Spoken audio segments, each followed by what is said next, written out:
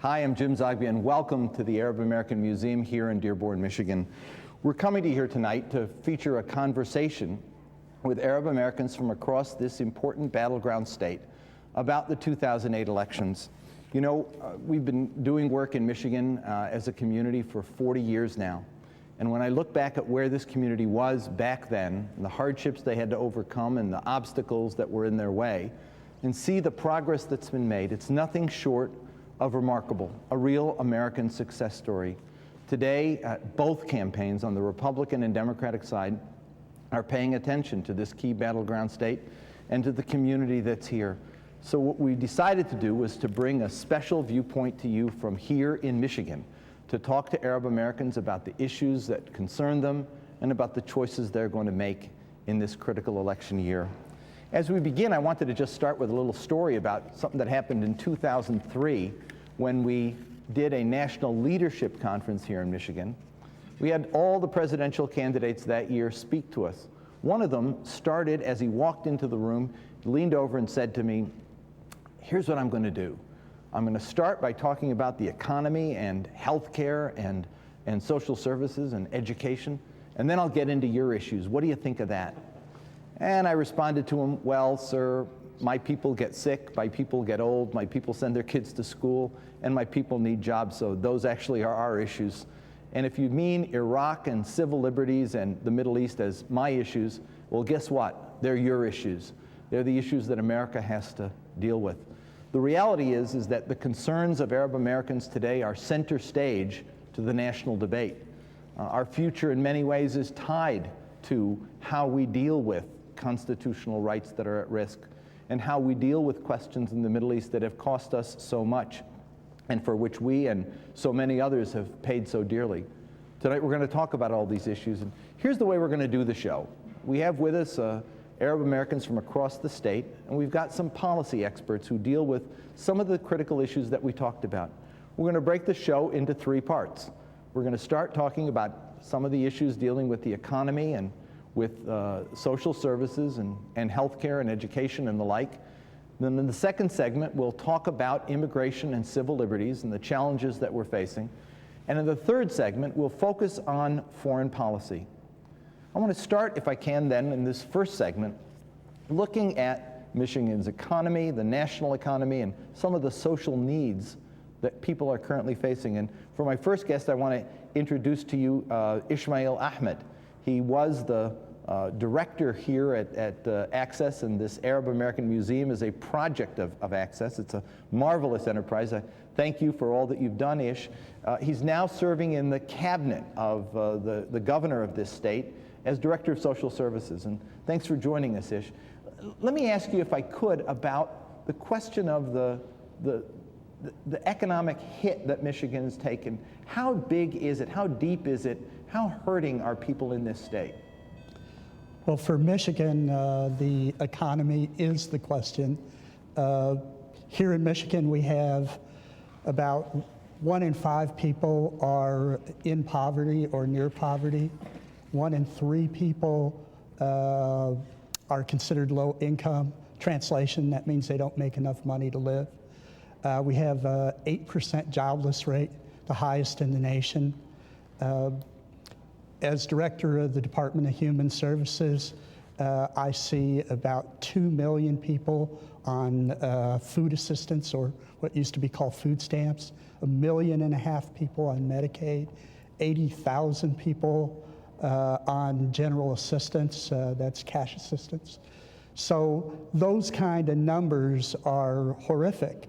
And the attempt to keep jobs in Michigan really is on the forefront, and the attempt to diversify the economy. And to give you some idea how tough that is, the governor, and with the help of several people, myself included, helped to persuade a business from Kuwait to open up 800 jobs here in Michigan. And they were great jobs, paid $95,000 on average. And we're going to be placed in the state, all Michigan workers. And with that, she announced 4,000 other jobs in 1 week. GM announced the loss of 20,000 jobs that same week. So that's what we're working with here. Things are tough for people in Michigan, and what happens in this election really is going to decide what happens with the economy. Let me ask a question, if I could, of the audience here. People identify Arab Americans as interested in many issues. For you personally and for your family, how important is the economy in your vote? Could I just have a hands up? Is the economy an important issue in your vote, or are other issues more important? So the economy is a critical issue. Suzanne, you're a city council member here in Dearborn. I guess you've served, this is your 5th term, and you're a Republican. Supported Republican governors and Republican presidential candidates in the past. Give me a perspective from your side about how the economy plays out in this election for you.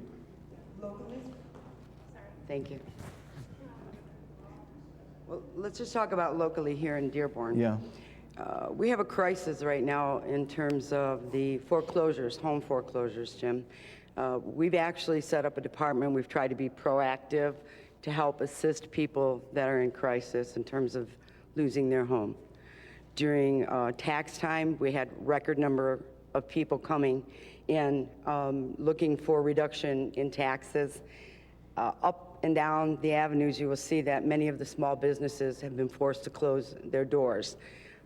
Where we have a large community of Arab Americans, and we're a small business community, and even so, with the hard hours and with the long hours and the hard work, even so, they're closing their doors. Let me just tell you personally, I have 4 children. 3 of them have been affected by the economy. The only one that wasn't was the one that's a lieutenant in the military. But my son that's an engineer has been unemployed for a month. My son that was a top car salesman, of course, cars aren't selling. So, my daughter's mortgage company is in trouble. So you see, economy, I think, for Michigan is where it's at. People need jobs. They need relief. They need assistance. Where's Nafa Khalaf from the Chamber of Commerce? He's here just a minute ago. There you are. Let me hear from you about the business community and how the business community is looking at this election. Well, Jim, as Susan described the impact of the economy, it's the same things apply to the civil society too.